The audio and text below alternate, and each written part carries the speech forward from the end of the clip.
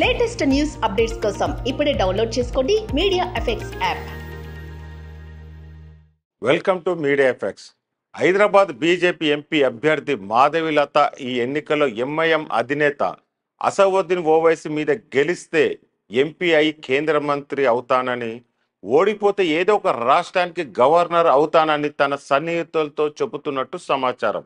ఈ మేరకు బీజేపీ అధిష్టానం తనకు హామీ ఇచ్చిందని ఆమె అంటున్నారంట.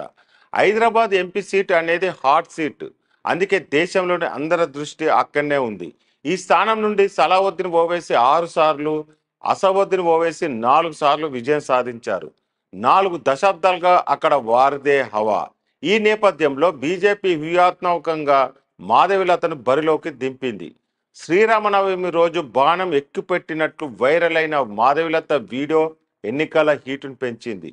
పాత బస్సులు ఎంఐఎం చట్ట వ్యతిరేక కార్యక్రమాలు అడ్డుకుంటానని, మైనార్టీలు హిందువులకు ఎంఐఎం న్యాయం చేయడం లేదని, హైదరాబాద్ ప్రజల హక్కులను రాస్తున్నారని, 40 ఏళ్ల తర్వాత ఇక్కడ ప్రజలకు మంచి రోజులు రానున్నాయని మాధవిలత ప్రచారంలో దూసుకుపోతుంది.